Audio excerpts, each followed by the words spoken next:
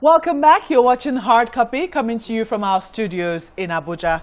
Juliet Ibekaku-Nwagwu is Special Assistant to the President on Justice Reforms and International Relations. She's our guest tonight, and we've been talking about judicial reforms, and very shortly we'll throw our hats into the political ring. Let's quickly take you up on this.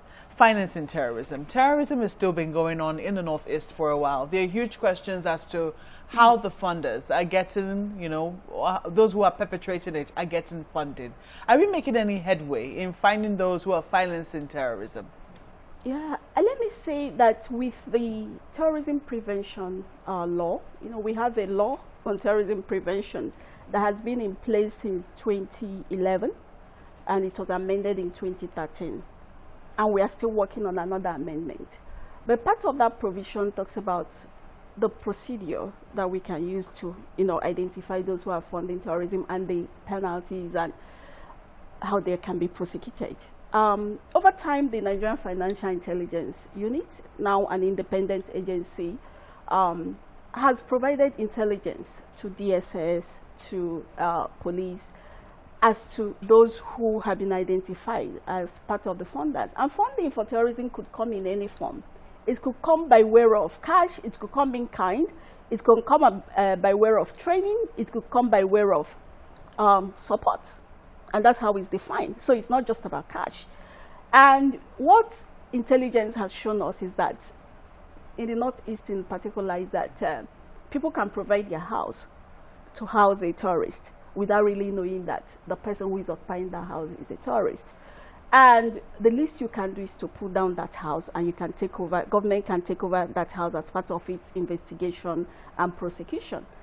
And have we been able to identify quite a number? Yes. And the military is doing quite a lot in blocking those access, their access to resources that they can use to continue to fund. But let me also say that when you compare today, let's just say, for example, when you look at the number of suicide bombers and the attacks that we have seen in the past 1 year or 2 years and what we have seen today, I think you agree with me that we've seen significant reduction. In fact, in the past 1 year, I haven't heard about suicide bombers or any attack.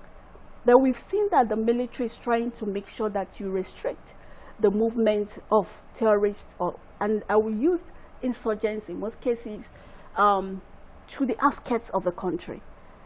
So we've seen significant reduction. And I think where we are today is what you've seen with the closure of borders was also part of an attempt to deal with security implications of free movement of persons coming into the country and really creating problem. But that is something that is under review, and I believe that will come up. You talk about the NFI providing intelligence. Yeah. I was just wondering whether you waded into the crisis when there was a controversy as to whether the NFI should be independent or continue to be housed under the EFCC. You were acting director of the NFIU when it was under the EFCC.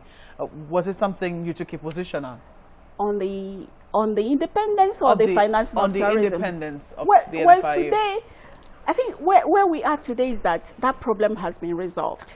The president has signed into law a Nigerian Financial Intelligence Agency Act into around October 2018. And so the FIU is now independent.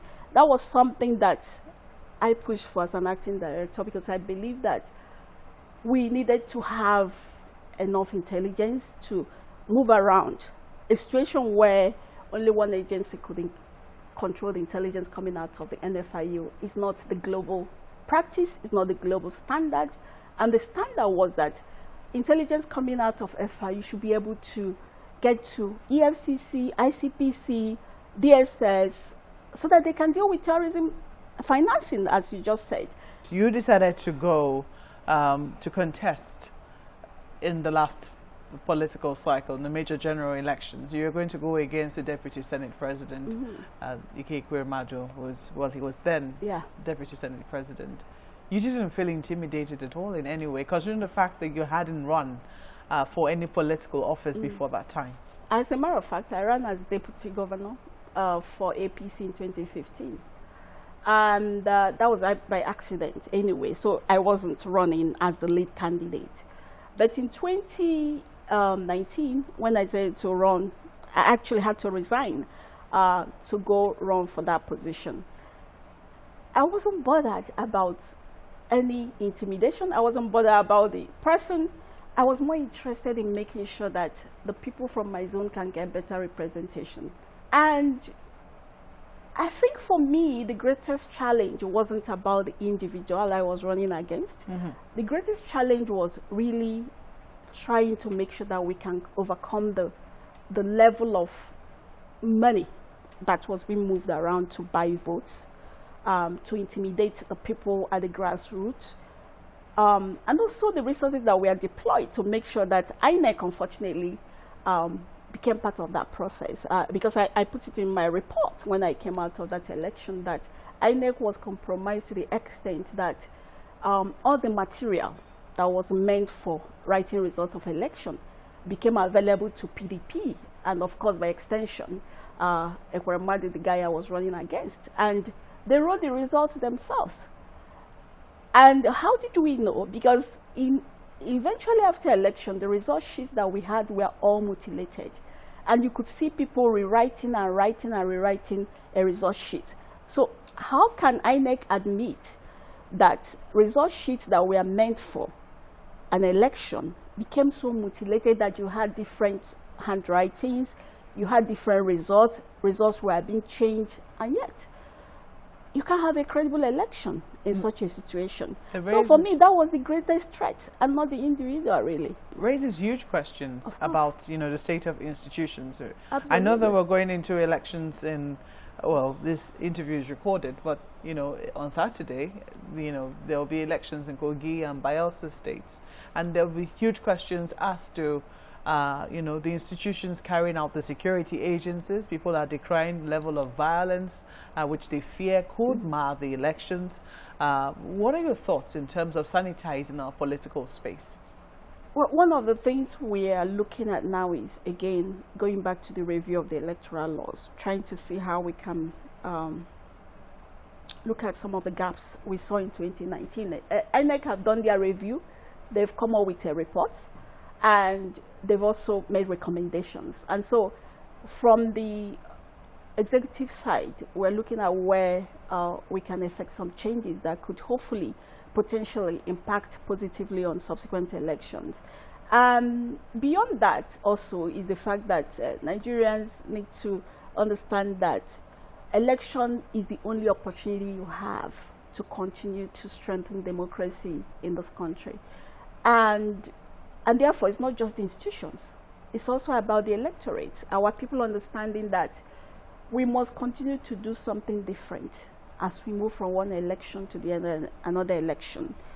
We also have to look at the leadership of some of the electoral bodies.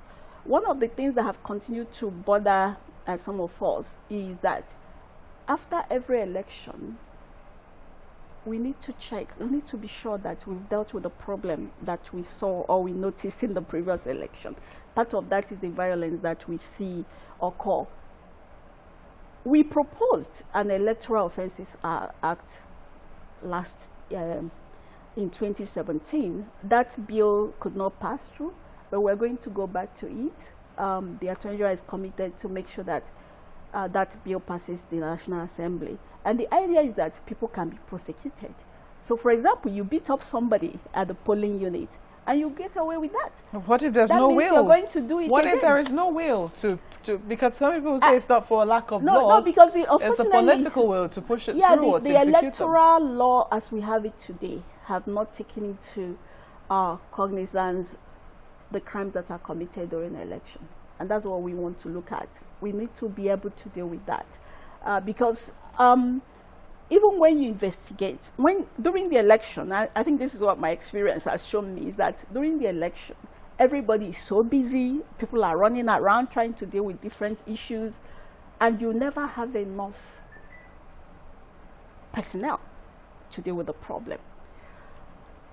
I think we need to be looking at how we reduce the use of human beings in election, and that means increasing our ability to use technology, to deploy technology for election. Do you think technology is a solution? I think it will help a great deal. It will help a great deal because then it will reduce the human factor a great deal. Well, I know that there is huge controversy with that. I was talking to It the is. head of Yaga, and he didn't agree that including more technology was the solution to the problem. But yeah, I think that would be an entirely different conversation. But thank you for sharing your experience. I wish I could delve into it a little more, but I really do not want to run foul of MVC codes, especially as the elections are coming up in Kogi and Bayelsa states. We have to thank you very much for sharing your thoughts with us, Juliet Ibekaku-Nwagwu. Thank you for coming on Hard Copy. Thank you. Well, that's where we leave the program tonight. But we want to hear from you. Use the handles showing on your screen. And if you want more of this brilliant woman, there'll be more on channelstv.com. Thank you for watching. I'm Mao Yusuf. Good night.